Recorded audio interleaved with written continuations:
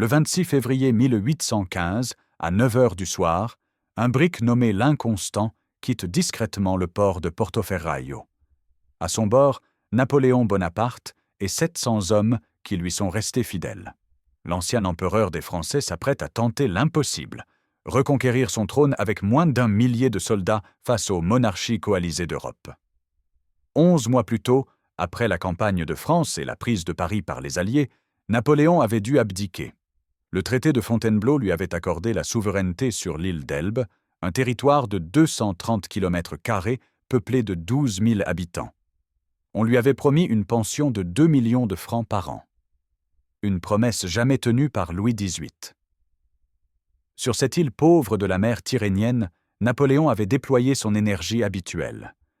Il avait modernisé les infrastructures, construit des routes, organisé le ravitaillement en eau potable, établi un plan d'irrigation et demandé la construction d'un hôpital.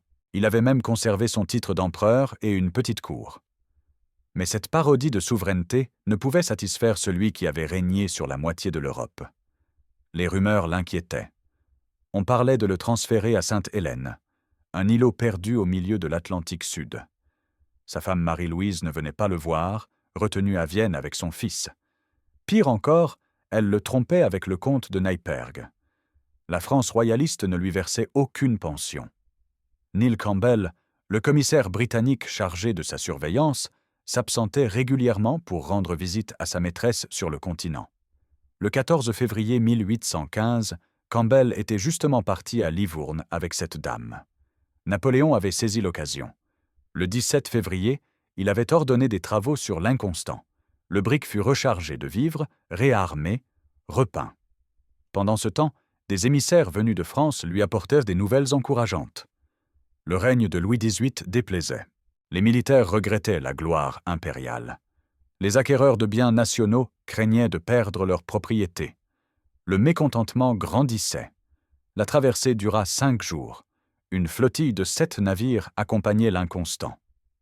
À l'aube du 1er mars 1815, les bateaux entrèrent dans la baie de Golfe Juan sans déclencher de réaction hostile.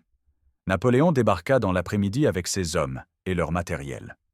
Il envoya aussitôt une délégation au 87e régiment en garnison à Antibes pour rallier ses soldats à sa cause, mais les officiers royalistes refusèrent et firent prisonniers ses émissaires.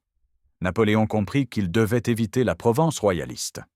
L'année précédente, lors de son transfert vers l'île d'Elbe, les habitants de cette région l'avaient violemment pris à partie. Il choisit donc la route des Alpes, un chemin difficile mais qui traversait des terres moins hostiles. Le 2 mars, sa petite troupe parcourut 63 km jusqu'à Serrano. Le lendemain, ils atteignirent Barème. Le 4 mars, ils arrivèrent à Digne puis à Malijai. C'est à Paris que Louis XVIII apprit la nouvelle par le télégraphe Chappe. Le roi ordonna immédiatement l'arrestation de l'usurpateur. Une ordonnance royale déclara Napoléon Bonaparte traître et rebelle. Tous les commandants militaires reçurent l'ordre de lui courir sus et de le fusiller sur simple constatation de son identité. Le maréchal Masséna, ancien compagnon d'armes de Napoléon désormais dévoué aux Bourbons, envoya des troupes pour l'intercepter. Le 7 mars, dans l'après-midi, les soldats du 5e régiment de ligne commandé par Lessard barrèrent la route à Napoléon près du défilé de Laffray, au sud de Grenoble. Les deux troupes se firent face. Napoléon descendit de cheval et s'avança seul vers les soldats du roi. Il ouvrit sa redingote grise, exposant sa poitrine, et lança cette phrase qui allait entrer dans l'histoire « Soldat du 5e, me reconnaissez-vous? S'il est parmi vous un soldat qui veuille tuer son empereur, me voilà !» Les soldats hésitèrent. Leurs fusils tremblaient. Certains étaient pâles comme la mort. Puis des cris fusèrent « Vive l'empereur !» Les soldats du roi arrachèrent leurs cocardes blanches pour fixer des cocardes tricolores à leurs bonnets. Le commandant Lessard n'osa pas donner l'ordre de tirer. Le régiment entier se rallia à Napoléon. Le soir même, Napoléon entra dans Grenoble, où la population lui fit un accueil triomphal. Le 10 mars, il arriva à Lyon avec 7000 hommes. La ville entière était en liesse. Il y passa 3 jours, organisant l'administration, rétablissant le drapeau tricolore, dissolvant les chambres de Louis XVIII. Le 14 mars, le maréchal Ney, qui avait promis au roi de ramener Napoléon dans une cage de fer, se rallia à son ancien maître à Auxerre. Le 19 mars, Louis XVIII quitta précipitamment Paris avec sa cour. Le lendemain, le 20 mars 1815, Napoléon fit une entrée triomphale au palais des Tuileries, porté par une foule immense venue l'acclamer. Il avait réussi l'impossible, reconquérir son trône en 20 jours sans tirer un seul coup de feu. Les 100 jours venaient de commencer. Le retour de Napoléon provoqua la stupeur dans les capitales européennes. Au Congrès de Vienne, où les grandes puissances se partageaient sur les dépouilles de l'Empire français, la nouvelle arriva dans la nuit du 6 au 7 mars. Les délégués crurent d'abord que Napoléon se dirigeait vers l'Italie. Ils mirent plusieurs jours à comprendre qu'il marchait sur Paris. Le 7 mars, les puissances alliées proclamèrent leur union contre Napoléon. Le 13 mars, elles le déclarèrent hors-la-loi et ennemi du genre humain. Le 25 mars, l'Angleterre, la Russie, l'Autriche et la Prusse conclurent un traité d'alliance. Chaque signataire s'engageait à lever 150 000 hommes pour mettre Napoléon hors d'état de nuire. D'autres pays rejoignirent rapidement la coalition. L'Angleterre promit 9 millions de livres pour financer la guerre. Napoléon tenta de négocier. Dès son retour à Paris, il confia le ministère des Affaires étrangères à Caulaincourt avec mission de proposer la paix. Le 2 avril, Caulaincourt fit parvenir une demande de négociation à Vienne. Cette tentative se heurta à une fin de non-recevoir. Le 4 avril, le ministre britannique Castlereagh signifia à Caulaincourt l'union des souverains européens contre Napoléon. Aucune négociation ne serait possible tant que Bonaparte serait au pouvoir. Marie-Louise et le roi de Rome furent confinés à Vienne. L'empereur déchu n'allait pas revoir sa femme ni son fils. Les monarchies européennes ne lui laisseraient aucune chance de reconstituer sa dynastie. Napoléon comprenait qu'il devait frapper vite. En avril 1815, les armées russes repassaient le Niémen. Les troupes prussiennes et autrichiennes se massaient aux frontières. Une partie de l'armée autrichienne occupait le royaume de Naples. Les Anglais rapatriaient leurs forces d'Amérique, où ils venaient de terminer une guerre contre les États-Unis. Si Napoléon attendait que toutes ces armées convergent vers la France, il serait écrasé sous le nombre. La coalition prévoyait de mobiliser 5 armées. Mais en juin 1815, seules 2 d'entre elles étaient prêtes à intervenir immédiatement en Belgique. L'armée anglo-hollandaise du duc de Wellington, forte de 93 000 hommes, et l'armée prussienne du maréchal Blücher, forte de 115 000 hommes. Ces 2 armées se trouvaient à quelques jours de marche l'une de l'autre, entre Bruxelles et Namur. Napoléon décida d'appliquer sa stratégie habituelle, frapper en position centrale pour séparer les 2 armées ennemies et les battre l'une après l'autre avant qu'elles ne fassent leur jonction. S'il parvenait à vaincre Wellington et Blücher séparément, il pourrait négocier une paix avant l'arrivée des armées russes et autrichiennes. À Paris, il forma un gouvernement hétérogène pour tenter de rassembler les différentes tendances politiques. Il dut forcer la main à Caulaincourt pour qu'il reprenne les relations extérieures. Parmi les hommes clés figurait Joseph Fouché, nommé ministre de la police. Fouché ne croyait pas à la survie du régime et préparait déjà l'après-Napoléon, tout en servant l'empereur. Napoléon travailla à reprendre le contrôle de l'administration. Il révoqua 61 préfets le 6 avril, mais le reste du personnel administratif ne suivit pas avec enthousiasme. Il voulait infléchir les institutions dans un sens libéral pour rassurer la bourgeoisie qui s'était accommodée de la charte octroyée par Louis XVIII. Avec la collaboration de Benjamin Constant, il fit rédiger l'acte additionnel aux constitutions de l'Empire, publié le 23 avril. Ce texte remplaçait le corps législatif et le Sénat par une Chambre des représentants et une Chambre des pairs. Mais Napoléon n'attendit pas la fin des consultations politiques. Il devait rassembler une armée. En 3 mois, il réussit à mobiliser 128 000 vétérans qu'il baptisa l'armée du Nord. Cette armée comptait des soldats aguerris qui avaient combattu dans toutes les campagnes de l'Empire, mais son encadrement n'était plus ce qu'il avait été. Beaucoup d'officiers expérimentés manquaient. Le maréchal Berthier, le meilleur chef d'état-major de Napoléon, était mort dans des circonstances mystérieuses, en tombant d'une fenêtre. Napoléon le remplaça par le maréchal Soult, un bon tacticien mais un piètre organisateur.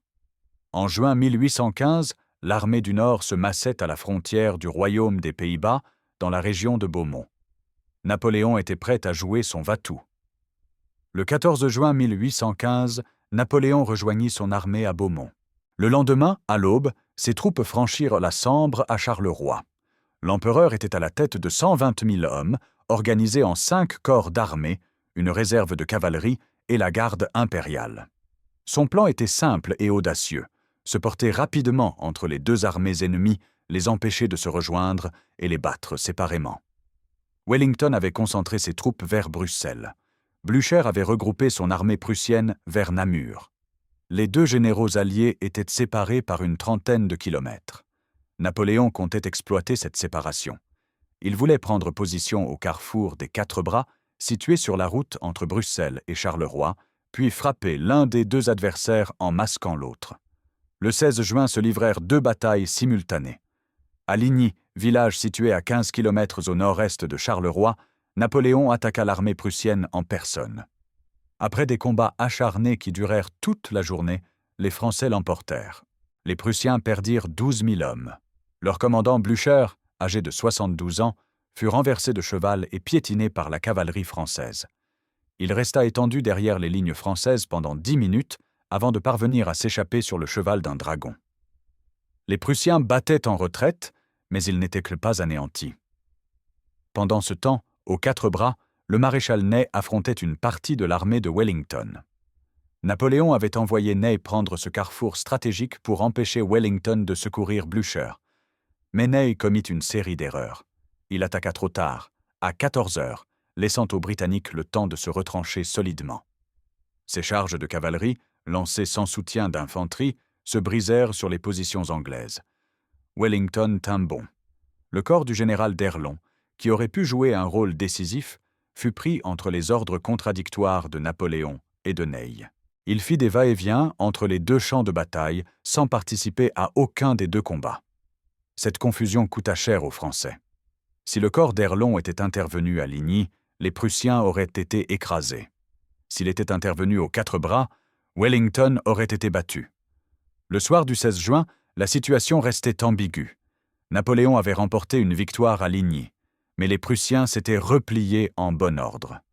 Ney n'avait pas pris les Quatre Bras. Wellington put se replier tranquillement vers le nord pendant la nuit. Le 17 juin, Napoléon commit une erreur fatale.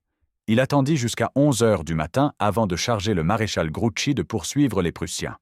Grouchy reçut le commandement d'un tiers de l'armée française, 33 000 hommes avec les 3e et 4e corps d'infanterie, les corps de cavalerie de Pajol et Exelmans et la division Test. Sa mission était de poursuivre Blücher et de l'empêcher de rallier Wellington. Cette décision contenait les germes de la catastrophe. Napoléon croyait que les Prussiens se repliaient vers l'est, vers Namur et Liège, pour protéger leurs lignes de communication avec la Prusse. Il ne comprit pas que Blücher, malgré sa défaite, allait faire mouvement vers le nord pour rejoindre Wellington. Cette erreur d'appréciation allait coûter la bataille de Waterloo. Pendant ce temps, Wellington se repliait vers le plateau de Mont-Saint-Jean, au sud du village de Waterloo. Il avait choisi cette position depuis longtemps. Le terrain lui convenait parfaitement pour une bataille défensive. Le plateau dominait la route de Bruxelles et offrait une excellente position pour son infanterie. Dans l'après-midi du 17 juin, un violent orage éclata. La pluie tomba pendant des heures, transformant les routes en bourbiers et les champs en mares de boue. Les soldats français qui poursuivaient Wellington durent marcher dans cette fange. Ils arrivèrent trempés devant les positions britanniques en fin d'après-midi. Napoléon établit son quartier général à la ferme du Caillou. Il inspecta le terrain et décida d'attaquer le lendemain matin.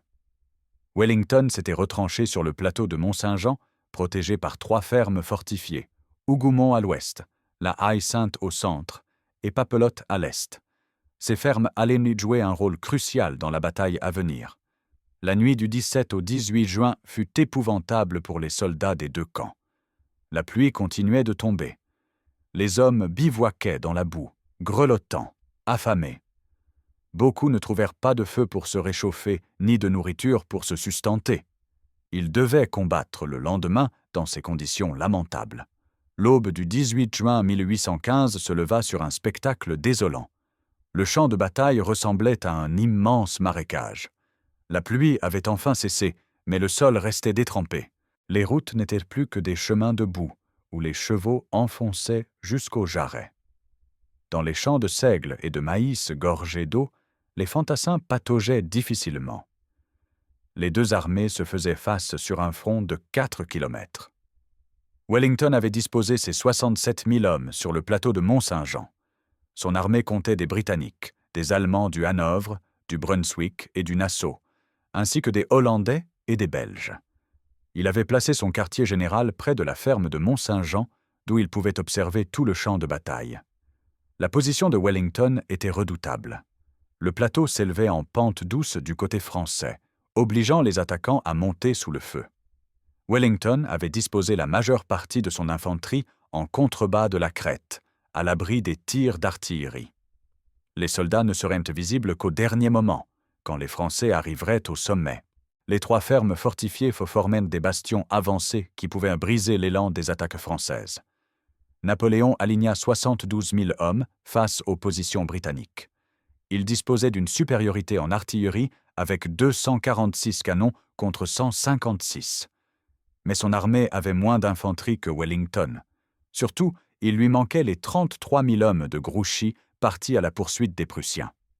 L'empereur établit son poste de commandement sur la butte de Rossomme, d'où il dominait le champ de bataille. Il était pâle et souffrait d'hémorroïdes qui l'empêchèrent de chevaucher normalement. Certains historiens ont invoqué son état de santé pour expliquer sa passivité relative ce jour-là. Mais au regard du déroulement de la bataille, ces éléments ne suffisent pas à expliquer la défaite. Napoléon voulait attaquer tôt le matin pour profiter de sa supériorité numérique avant l'éventuelle arrivée des Prussiens, mais l'état du terrain l'obligea à différer l'assaut. L'artillerie ne pouvait pas se déplacer dans la boue. Les boulets ricochettent mal sur le sol détrempé, perdant beaucoup de leur efficacité. L'empereur décida d'attendre que le sol sèche un peu. Cette attente allait lui être fatale. Chaque heure perdue donnait aux Prussiens le temps de se rapprocher. Blücher avait pris une décision audacieuse. Malgré sa défaite de Ligny, malgré ses blessures, malgré l'épuisement de ses troupes, il avait décidé de marcher au secours de Wellington. Dans la nuit du 17 au 18, il avait ordonné à son armée de se mettre en mouvement vers Mont-Saint-Jean. Les Prussiens marchèrent depuis l'aube. Pendant ce temps, Grouchy se trouvait à Gembloux avec ses 33 000 hommes, à plus de 20 kilomètres au sud-est du champ de bataille. Il avait reçu l'ordre de poursuivre les Prussiens vers Wavre. Ce matin-là, il progressait lentement, sans véritable contact avec l'ennemi. Il ne savait pas que la quasi-totalité de l'armée prussienne marchait vers Waterloo. Seul le 3e corps prussien de Thielmann se repliait vers Wavre pour servir d'arrière-garde. À 11 heures du matin, Napoléon jugea que le terrain était suffisamment sec. Il donna l'ordre de commencer la bataille. Son plan était d'attaquer le centre du dispositif ennemi pour percer les lignes britanniques. Une fois le centre enfoncé, il pourrait séparer l'armée de Wellington en 2 et la détruire. Mais il décida d'abord de lancer une attaque de diversion sur la ferme de Hougoumont, à l'ouest du champ de bataille. Cette attaque devait fixer les réserves britanniques et détourner l'attention de Wellington du centre, où Napoléon porterait son effort principal. À 11h30, le 18 juin 1815, la division du prince Jérôme, frère de Napoléon, attaqua la ferme d'Hougoumont. Ce château-ferme était défendu par quelques centaines de gardes britanniques et allemands, retranchés derrière des murs épais. Les soldats français s'élancèrent en poussant des cris, mais ils se heurtèrent à une résistance farouche. Les défenseurs de Hougoumont tiraient depuis les fenêtres, depuis les murs, depuis les bâtiments. Chaque assaut français était repoussé dans un bain de sang. La division Jérôme s'acharna, lançant attaque sur attaque. Les Français parvinrent à prendre les bois entourant la ferme et mirent le feu aux bâtiments. Des flammes gigantesques s'élevèrent dans le ciel, mais les gardes britanniques tenaient toujours. Cette attaque de diversion se transforma en piège. Au lieu de fixer seulement une partie des réserves ennemies, elle engloutit des milliers de soldats français sans résultat décisif. Toute la journée, les combats firent rage autour d'Hougoumont. Les Français ne parvinrent jamais à s'emparer complètement de la position. À 12h30, Napoléon fit disposer 80 canons en batterie au centre et au centre-gauche de sa ligne. Cette grande batterie allait pilonner les positions britanniques pour préparer l'assaut principal. Pendant une demi-heure, les boulets français martelèrent le plateau de Mont-Saint-Jean. Le bruit était assourdissant. La terre tremblait sous l'impact des projectiles. Les soldats britanniques, allongés en contrebas de la crête pour se protéger, subissaient ce déluge de fer et de feu. Certains officiers britanniques, peu habitués aux grandes batailles continentales, furent stupéfaits par la violence de cette canonnade. Ils n'avaient jamais connu les feux d'enfer de la Moskova, de Leipzig ou de Wagram. À 13h30, Napoléon lança son attaque principale. Le premier corps du général d'Erlon s'ébranla. 17 000 fantassins marchèrent vers le centre-gauche britannique, entre la ferme de la Haie-Sainte et la ferme de Papelotte. Les soldats français montaient en rang serré sous le feu de l'artillerie ennemie. Les boulets traçaient des sillons sanglants dans leurs rangs, mais ils continuaient d'avancer. Arrivés au sommet du plateau, les Français découvrirent soudain l'infanterie britannique qui se dressait et ouvrait le feu. Des salves meurtrières fauchèrent les premiers rangs. Le général Picton ordonna une contre-attaque à la baïonnette. Les Britanniques chargèrent en hurlant. L'assaut du corps d'Erlon vacillait quand Wellington lança sa cavalerie lourde. Les Scots Greys, les Life Guards et les Royal Dragoons dévalèrent le plateau et chargèrent les colonnes françaises. C'était un spectacle terrifiant. Des centaines de cavaliers en uniformes écarlates et casques brillants déferlaient sur les fantassins français en brandissant leurs sabres. Les divisions françaises furent bousculées. Les soldats tentèrent de former des carrés, mais la cavalerie britannique les sabra sans pitié. Le général Marcognet fut repoussé. La division d'Onzelot reflua en désordre. Des milliers de soldats français dévalèrent la pente en fuyant vers leur ligne. Emportés par leur élan, les cavaliers britanniques poursuivirent leur charge. Ils remontèrent le vallon et s'attaquèrent à la grande batterie française. Ils sabrèrent les artilleurs et enclouèrent plusieurs canons. Mais ils allèrent trop loin. Éparpillés, essoufflés, ils furent pris en tenaille par les lanciers rouges français et les cuirassiers de travers. Ce fut alors au tour des Britanniques de subir un massacre. Les lanciers polonais transperçaient les cavaliers ennemis. Les cuirassiers français, protégés par leurs armures, sabraient méthodiquement les soldats britanniques. Le général Ponsonby fut blessé d'un coup de lance. Les magnifiques régiments de cavalerie lourde britannique furent décimés. Des centaines de cavaliers gisaient sur le champ de bataille. À 15 heures, la situation restait indécise. L'attaque du corps d'Erlon avait échoué. Les Français n'avaient indépercé nulle part. Mais les Britanniques avaient perdu une grande partie de leur cavalerie. Les deux armées se reformaient pour reprendre le combat. C'est alors que Ney commit l'erreur qui allait devenir légendaire. L'artillerie française reprit son bombardement du centre britannique. Wellington fit replier quelques bataillons pour les protéger de cette canonnade. Des soldats britanniques blessés ou prisonniers descendaient vers l'arrière. Ney observa ce mouvement depuis sa position. Aveuglé par la fumée qui couvrait le champ de bataille, il crut voir une retraite générale de l'armée ennemie. Le maréchal décida d'engager toute la cavalerie française pour exploiter ce qu'il pensait être la débâcle adverse. C'était une erreur catastrophique. Wellington ne battait pas en retraite. Ses troupes étaient toujours solidement retranchées sur le plateau. Vers 15h30, Ney se mit à la tête des cuirassiers de Milhaud. Les escadrons s'ébranlèrent. Puis la division de cavalerie légère de la garde commandée par Lefebvre d'Esnouettes suivit le mouvement. En quelques minutes, près de 10 000 cavaliers français se précipitèrent vers les positions britanniques. C'était un spectacle grandiose et terrible. Des milliers de cuirassiers en armures étincelantes, sabres levés, étendards et trompettes au vent, galopaient vers le plateau. La terre tremblait sous le martèlement des sabots. Les escadrons formaient des vagues successives qui montaient à l'assaut dans un nuage de poussière et de fumée. Wellington donna calmement ses ordres. L'infanterie britannique forma des carrés. Chaque carré était constitué d'un bataillon de 500 hommes qui présentait un hérisson de baïonnettes sur 20 mètres de côté. Les artilleurs reçurent l'ordre de tirer jusqu'à la dernière seconde, puis de se réfugier à l'intérieur des carrés. La cavalerie française déferla sur le plateau. Les cuirassiers chargèrent les carrés britanniques, mais ils ne purent les enfoncer. Les salves d'infanterie fauchaient chevaux et cavaliers. Les baïonnettes repoussaient ceux qui s'approchaient trop près. Les carrés tenaient bon. Ney, le visage souillé de boue et de sang, les vêtements lacérés, le chapeau perdu, menait charge après charge. Son premier cheval fut tué sous lui. Il en prit un deuxième, qui fut abattu, puis un troisième, un quatrième, un cinquième. À chaque fois, il se relevait et remontait à l'assaut. Les cavaliers français chargèrent au plus de 10 fois pendant 2 heures. Ils parvenaient à capturer les canons britanniques, mais ils ne les détruisaient pas, ni ne les emportaient. Les artilleurs ennemis, réfugiés dans les carrés, attendaient que la cavalerie française reflût. Puis ils ressortaient et remettaient leurs canons en batterie. À chaque nouvelle charge, les Français trouvaient les canons toujours en place et prêts à tirer. L'erreur fondamentale de Ney était de lancer cette cavalerie sans soutien d'infanterie. Des fantassins auraient pu occuper le terrain conquis et neutraliser les canons ennemis.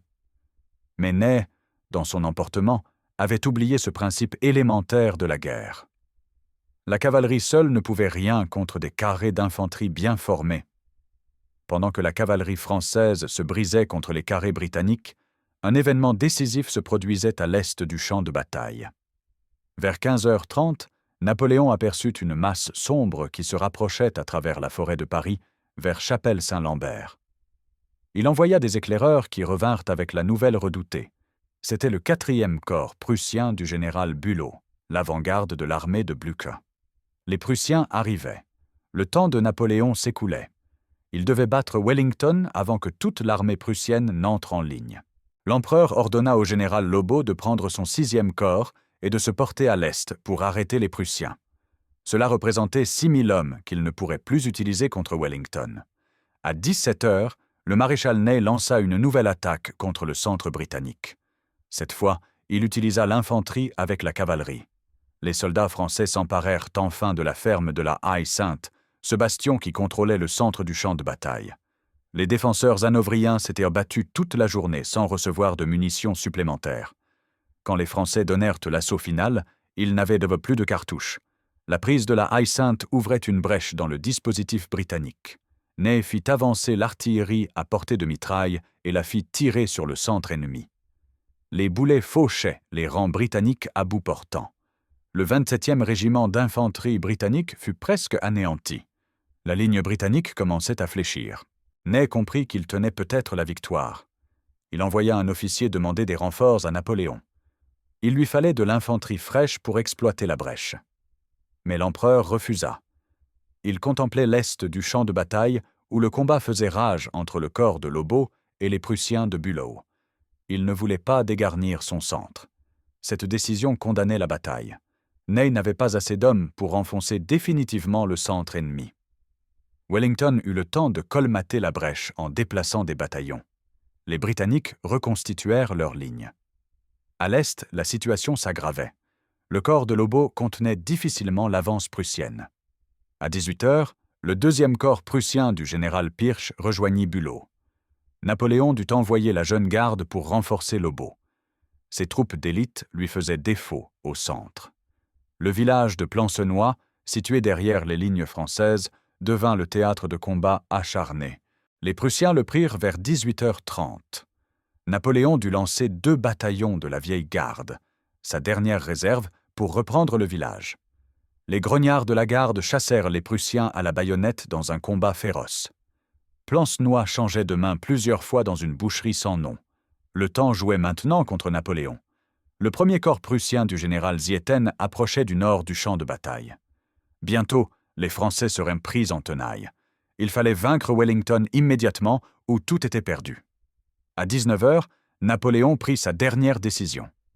Il allait engager la garde impériale, ses soldats d'élite qui n'avaient jamais été vaincus, pour un assaut final contre le centre britannique. La garde devait percer les lignes ennemies et remporter la victoire. C'était la dernière carte à jouer. L'empereur confia au maréchal Ney le commandement de l'attaque. 5 bataillons de la moyenne et de la vieille garde, soit environ 3500 hommes des meilleurs soldats de France, s'ébranlèrent. Napoléon les accompagna jusqu'au pied du plateau, puis il les laissa monter à l'assaut. Des tambours battèrent la charge. Les grenadiers marchaient au pas cadencé, baïonnettes au canon, l'arme au pied. C'était un spectacle grandiose. La garde impériale montait au combat dans sa tenue d'apparat, bonnets à poils, grandes moustaches, uniformes impeccables malgré la journée de bataille. Ces soldats savaient qu'ils portaient sur leurs épaules le destin de l'Empire. Ils montèrent silencieusement vers la mort. Arrivés au sommet du plateau, les grenadiers de la garde se heurtèrent à l'infanterie britannique commandée par le général Maitland. Les soldats britanniques s'étaient couchés pour échapper à l'artillerie française. Soudain, le général Maitland hurla « Debout, Guards, préparez-vous !» Les gardes britanniques se levèrent, comme un seul homme, et tirèrent une salve meurtrière à 20 mètres de distance. La première ligne de la garde impériale s'effondra. Plus de 300 hommes tombèrent en quelques secondes. Mais les grenadiers restants se déployèrent en ligne et ripostèrent. Un duel de mousqueterie s'engagea. Les deux gardes, françaises et britanniques, s'exterminaient mutuellement à bout portant dans la fumée et le fracas. Wellington envoya la brigade Halkett pour prendre la garde de flanc. Les Britanniques débouchèrent en tirant sur le côté gauche des grenadiers. La garde dut reculer de quelques pas. Puis le général Chassé lança sa division hollandaise-belge dans une attaque qui prit les grenadiers de l'autre flanc. Pour la première fois de son histoire, la garde impériale se débandait. Les grenadiers, attaqués de trois côtés, lâchaient pied. Certains soldats criaient « La garde recule! La garde recule !» Cette nouvelle incroyable se répandit comme un incendie sur tout le champ de bataille. L'armée française entendit ces mots terribles et perdit courage. Si la garde reculait, tout était perdu. Les soldats français qui se battaient depuis 12 heures, épuisés, affamés, décimés, n'avaient plus d'espoir. Le centre français commença à se disloquer. Wellington, debout sur le plateau, vit l'armée française vaciller. À 19h30, il ôta son chapeau et l'agita 3 fois au-dessus de sa tête. C'était le signal de l'attaque générale. Toute l'armée britannique s'ébranla et déferla sur les positions françaises en poussant des hurrahs. La retraite française se transforma en déroute en quelques minutes. Les soldats jetaient leurs armes et fuyaient vers le sud. Les régiments se mélangeaient dans un désordre inextricable. Les bagages, les caissons, les blessés, les fuyards, tout convergeait vers les routes de Charleroi et de Nivelles dans une cohue indescriptible. Wellington lança sa cavalerie à la poursuite des Français. Les hussards et les dragons britanniques sabraient les fuyards. Les Prussiens, qui avaient enfin percé à l'est, se joignirent à la poursuite. Blücher donna l'ordre de ne pas s'arrêter avant d'avoir anéanti l'armée française. Quelques unités françaises tentèrent de résister. 3 carrés de la vieille garde se retiraient en bon ordre en repoussant les charges ennemies. Le général Cambronne commandait l'un de ces carrés. Sommé de se rendre, il aurait répondu « La garde meurt, mais ne se rend pas ». Bien que cette formule soit probablement apocryphe, elle illustre le courage de ces derniers combattants. Napoléon tenta de rallier ses troupes. Il essaya de former un dernier carré avec les restes de la garde pour couvrir la retraite. Mais la panique était générale. Des milliers de soldats fuyaient dans la nuit tombante. L'empereur lui-même dut abandonner sa berline, qui fut capturée par les Prussiens. On y trouva son chapeau, ses décorations et son nécessaire de toilette. La poursuite prussienne fut impitoyable. Blücher voulait profiter de l'obscurité pour empêcher les Français de se reformer. Ses troupes poursuivirent les fuyards pendant toute la nuit. Les soldats français épuisés s'écroulaient sur les routes. Les traînards étaient sabrés ou faits prisonniers. À minuit, l'empereur atteignit Genappe, où il put enfin rassembler quelques milliers d'hommes. Mais il ne pouvait tenir dans ce village. À 2 heures du matin, il repartit vers Charleroi avec les débris de son armée. Derrière lui, le champ de bataille de Waterloo était jonché de 47 000 morts, blessés et prisonniers. Les Français avaient perdu 25 000 hommes, les Alliés 22 000. Le 19 juin au matin, Napoléon arriva à Charleroi avec moins de 20 000 soldats encore organisés. L'armée du Nord était détruite. Il laissa le commandement au maréchal Soult et repartit pour Paris. Il espérait encore pouvoir mobiliser de nouvelles troupes et continuer la guerre. Pendant ce temps, Grouchy se battait à Wavre contre l'arrière-garde prussienne. Le maréchal avait entendu le canon de Waterloo, mais il avait choisi d'obéir à ses ordres et de poursuivre les Prussiens vers Wavre.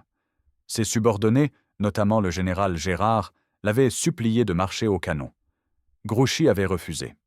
Quand il apprit la défaite de Waterloo le 19 juin au matin, Grouchy se replia vers la France avec ses 33 000 hommes.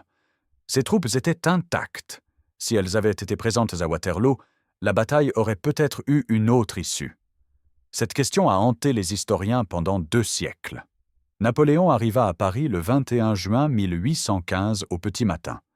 Il se rendit aux Tuileries dans l'espoir de mobiliser la nation. Mais il trouva une atmosphère hostile. La nouvelle de Waterloo avait semé la consternation dans la capitale. Les chambres réclamaient des explications. L'opposition libérale, menée par Lafayette, exigeait l'abdication de l'empereur. Napoléon tenta de gagner du temps. Il affirma qu'il pouvait encore lever 300 000 hommes et repousser l'invasion. Mais personne ne le croyait plus. Le ministre de la Police, Joseph Fouché, travaillait déjà à son remplacement. Les parlementaires refusaient de voter les crédits nécessaires à la guerre. Les ministres eux-mêmes jugeaient la situation désespérée. Le 22 juin à midi, devant l'hostilité croissante des chambres et la menace d'une destitution, Napoléon signa son acte d'abdication. Il abdiquait en faveur de son fils, Napoléon II, âgé de 4 ans. Il espérait que les Alliés accepteraient son fils comme empereur sous une régence. C'était une illusion. Les monarchies européennes ne laisseraient jamais un Bonaparte régner sur la France. Napoléon quitta Paris le 25 juin. Il se rendit au château de la Malmaison, l'ancienne demeure de Joséphine, où il resta quelques jours. Les armées alliées se rapprochèrent de la capitale. Wellington et Blücher avaient franchi la frontière française et marchèrent sur Paris. Le gouvernement provisoire dirigé par Fouché négociait avec les Alliés. Louis XVIII se préparait à rentrer en France. Napoléon comprenait que son règne était définitivement terminé. Il décida de gagner les États-Unis où il pourrait vivre en exil. Le 29 juin, Napoléon quitta la Malmaison et partit vers Rochefort, sur la côte atlantique. Il espérait trouver un navire pour l'Amérique. Mais quand il arriva à Rochefort le 3 juillet, il découvrit que des frégates britanniques bloquaient le port. Le préfet maritime lui conseilla de se livrer aux Anglais plutôt qu'aux Bourbons qui le feraient fusiller. Napoléon hésita plusieurs jours. Il envisagea de se cacher dans l'arrière-pays et d'organiser une résistance. Certains fidèles lui proposèrent de l'aider à gagner les États-Unis sur un petit bateau. Il refusa ces solutions désespérées. Le 15 juillet 1815, Napoléon monta à bord du navire britannique HMS Bellerophon et se constitua prisonnier. Il croyait que les Britanniques l'accueilleraient comme un hôte et lui permettraient de vivre tranquillement en Angleterre. Il envoya une lettre au prince régent britannique dans laquelle il se comparait à Thémistocle, cherchant l'hospitalité de ses ennemis. C'était une erreur de jugement totale. Les Britanniques considéraient Napoléon comme un prisonnier de guerre dangereux. Le navire transporta Napoléon en Angleterre, où il resta quelques semaines à Plymouth pendant que le gouvernement britannique décidait de son sort. Des milliers de curieux venaient contempler l'ancien empereur à bord du navire.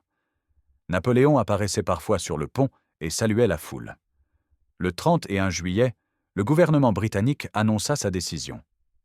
Napoléon serait déporté à Sainte-Hélène, une île minuscule perdue au milieu de l'Atlantique Sud, à 1900 km des côtes africaines. Il y serait gardé par une garnison britannique et ne pourrait jamais en repartir. Le 7 août, Napoléon fut transféré sur le HMS Northumberland qui appareilla pour Sainte-Hélène. Il protesta contre cette décision qu'il jugeait illégale.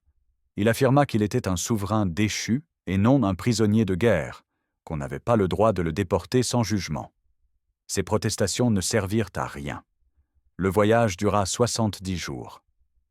Le 15 octobre 1815, Napoléon aperçut l'île de Sainte-Hélène. C'était un rocher volcanique battu par les vents, couvert d'une végétation rase, dominée par des pics déchiquetés. Aucun arbre ne poussait sur cette terre désolée. L'île ne comptait que quelques centaines d'habitants et une petite ville nommée Jamestown. Napoléon fut installé à Longwood House, une bâtisse inconfortable située sur un plateau vanté de l'île. La maison était humide, mal isolée, infestée de rats. Il y vivrait ses 6 dernières années entouré d'une petite cour de fidèles qui l'avaient suivi. Le général Bertrand, le général Montholon, le comte de Las-Cases et quelques domestiques.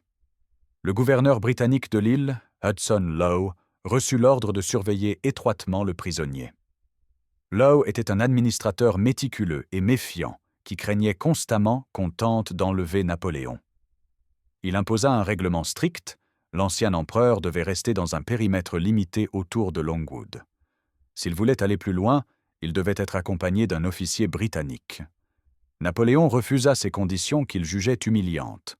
Il se disputa violemment avec Law à chaque visite du gouverneur. Il l'accusait de le traiter comme un criminel de droit commun. Law rétorquait qu'il ne faisait qu'obéir aux ordres de son gouvernement. Leurs relations devinrent rapidement exécrables.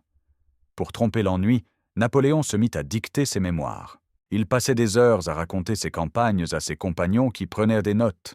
Il réécrivait l'histoire, gommant ses erreurs, embellissant ses victoires, accusant ses maréchaux d'avoir causé ses défaites. Ces récits deviendraient plus tard la base de la légende napoléonienne.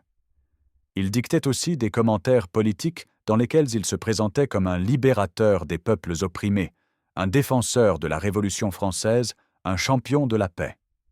Il oubliait les centaines de milliers de morts causées par ces guerres incessantes. Il transformait sa vie en épopée héroïque. Le climat de Sainte-Hélène ne convenait pas à Napoléon. L'humidité constante, les vents violents, le manque de soleil minaient sa santé. Il souffrait de maux d'estomac persistants. Les médecins britanniques proposèrent de l'examiner, mais il refusa. Il ne voulait pas se soumettre à l'autorité britannique. En mars 1821, son état se dégrada rapidement. Il ne pouvait plus sortir de sa chambre. Il vomissait constamment et maigrissait à vue d'œil. Ses compagnons comprenaient qu'il allait mourir. Le 5 mai 1821, à 17h49, Napoléon Bonaparte s'éteignit à l'âge de 51 ans. Les médecins britanniques pratiquèrent une autopsie et conclurent à un cancer de l'estomac. Cette conclusion fut contestée pendant 2 siècles. Certains accusèrent les Britanniques d'avoir empoisonné Napoléon à l'arsenic. Des analyses modernes ont montré que les cheveux de Napoléon contenaient effectivement de l'arsenic, mais probablement pas en quantité suffisante pour le tuer. Le cancer reste l'explication la plus probable. Napoléon fut enterré dans une vallée paisible de Sainte-Hélène, près d'une source où il aimait se promener. Les Britanniques refusèrent d'inscrire Napoléon sur sa tombe. Ils voulaient y graver Napoléon Bonaparte, refusant de reconnaître son titre impérial. Ses compagnons refusèrent cette inscription. La tombe resta donc anonyme pendant 19 ans. La défaite de Waterloo mit fin définitivement à l'épopée napoléonienne. Louis XVIII rentra en France le 8 juillet 1815 et reprit possession de son trône. Il signa le second traité de Paris le 20 novembre 1815. Ce traité était beaucoup plus dur que celui de 1814. La France perdait des territoires aux frontières, devait payer 700 millions de francs d'indemnités de guerre et subissait l'occupation de ses départements du Nord et de l'Est par 150 000 soldats alliés pendant 5 ans. Les vainqueurs de Waterloo redessineront la carte de l'Europe au Congrès de Vienne. Ils créèrent un système d'équilibre destiné à empêcher qu'un pays ne domine à nouveau le continent. La Prusse s'agrandit en absorbant la Rhénanie. L'Autriche récupéra ses possessions italiennes. Le royaume des Pays-Bas fut créé en regroupant la Hollande et la Belgique. La Sainte Alliance, conclue entre la Russie, l'Autriche et la Prusse, promettait de maintenir l'ordre monarchique en Europe. Wellington devint l'homme le plus célèbre d'Angleterre. Le Parlement britannique lui vota une récompense de 200 000 livres et des terres. Il fut fait duc et maréchal. Il poursuivit une brillante carrière politique et devint Premier ministre en 1828. Il mourut en 1852 à l'âge de 83 ans, couvert d'honneur. Blücher rentra en Prusse en héros. Le roi Frédéric Guillaume III lui décerna les plus hautes distinctions militaires. Le vieux maréchal s'éteignit en 1819 à l'âge de 76 ans. Sa ténacité et son audace avaient été décisives dans la victoire de Waterloo. Le maréchal Ney fut arrêté en août 1815 et jugé pour haute trahison. Il avait promis au roi de ramener Napoléon dans une cage de fer, puis s'était rallié à l'empereur. Louis XVIII ne pouvait pardonner cette trahison. Malgré les protestations de Wellington qui demandait sa grâce, Ney fut condamné à mort et fusillé le 7 décembre 1815. Il refusa d'avoir les yeux bandés et commanda lui-même le feu. Le maréchal Grouchy s'exila aux États-Unis où il vécut plusieurs années. Il fut autorisé à rentrer en France en 1821, mais ne retrouva jamais de commandement. Il passa le reste de sa vie à essayer de justifier sa conduite à Waterloo. Il mourut en 1847, toujours hanté par les accusations d'avoir causé la défaite française. L'armée française fut considérablement réduite. Le traité de Paris limitait les effectifs à 150 000 hommes. Des milliers d'officiers napoléoniens furent mis à la demi-solde et durent survivre avec une maigre pension. Cette demi-solde forma un groupe social important sous la Restauration. Ces anciens soldats conservaient le culte de Napoléon et transmettaient la légende impériale. La défaite de Waterloo marqua la fin de 23 années de guerre presque ininterrompues en Europe. Depuis 1792, les armées révolutionnaires, puis napoléoniennes, avaient combattu contre toutes les monarchies du continent. Ces guerres avaient causé entre 5 et 6 millions de morts, militaires et civils confondus. Elles avaient transformé la carte politique de l'Europe et bouleversé les sociétés. Après Waterloo, l'Europe connut presque 40 années de paix relative. Certes, des conflits éclatèrent encore, la guerre d'indépendance grecque, les révolutions de 1830 et 1848, la guerre de Crimée. Mais aucune puissance ne tenta de dominer tout le continent comme l'avait fait Napoléon. L'équilibre européen établi à Vienne tint jusqu'à la guerre de 1870. En France, Napoléon devint progressivement une figure mythique. Les républicains et les bonapartistes en firent le symbole de la grandeur française. Victor Hugo, qui avait été royaliste dans sa jeunesse, écrivit des poèmes célébrant l'empereur. Les peintres représentèrent ses victoires dans des tableaux grandioses. La littérature romantique s'empara de la légende napoléonienne. En 1840, Louis-Philippe décida de rapatrier les cendres de Napoléon de Sainte-Hélène. Le prince de Joinville partit chercher le corps sur la frégate Belle-Poule. Le 15 décembre 1840, un cortège grandiose transporta le cercueil aux Invalides sous les yeux de centaines de milliers de Parisiens venus rendre hommage à l'empereur. Napoléon reposait enfin en France, sur les bords de la Seine, au milieu de ce peuple français qu'il avait tant aimé, comme il l'avait demandé dans son testament. Waterloo resta dans la mémoire collective comme la bataille décisive qui avait changé le cours de l'histoire européenne. Victor Hugo lui consacra un chapitre célèbre dans Les Misérables où il décrivit l'héroïsme désespéré de la garde impériale. Des millions de touristes visitèrent le champ de bataille. On érigea une butte artificielle surmontée d'un lion de fonte pour commémorer la blessure du prince d'Orange. La bataille fit l'objet de controverses historiques sans fin. Les partisans de Napoléon accusèrent Grouchy d'avoir causé la défaite par son absence. Les critiques de l'empereur l'accusèrent d'avoir attaqué trop tard et d'avoir mal utilisé ses réserves.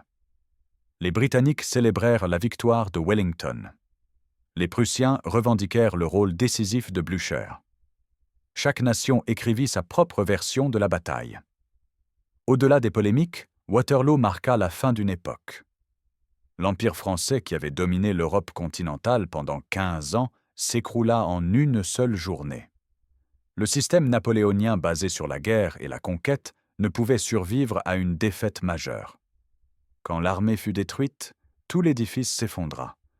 Napoléon avait joué son va-tout et perdu. Son génie militaire ne put compenser les erreurs commises pendant la campagne de Belgique. L'attente du matin du 18 juin, l'absence de Grouchy, les charges inutiles de la cavalerie, l'engagement tardif de la garde, tous ces facteurs contribuèrent à la défaite. Mais surtout, Napoléon affrontait toute l'Europe coalisée. Même une victoire à Waterloo n'aurait fait que retarder l'inévitable. Les armées russes et autrichiennes marchaient sur la France. Tôt ou tard, Napoléon aurait dû s'incliner face à la supériorité numérique écrasante de ses ennemis. La bataille dura 8 heures. Elle coûta la vie à 10 000 Français, 12 000 Prussiens et 5 000 Britanniques et alliés. Des milliers d'autres moururent de leurs blessures dans les jours suivants. Le champ de bataille resta jonché de cadavres pendant des semaines. Les paysans belges dépouillèrent les morts et vendirent leurs effets. On récupéra les dents des cadavres pour en faire des dentiers. Les ossements furent broyés pour servir d'engrais. Ce carnage marqua la fin de l'épopée napoléonienne. L'homme qui avait fait trembler l'Europe, qui avait vaincu les Autrichiens à Austerlitz, les Prussiens à Iéna, les Russes à Friedland, qui avait régné sur un empire s'étendant de l'Espagne à la Pologne, finit ses jours prisonnier sur un rocher perdu au milieu de l'océan. La gloire militaire ne pouvait effacer les centaines de milliers de vies brisées par ces guerres incessantes. Waterloo fut le prix de son ambition démesurée.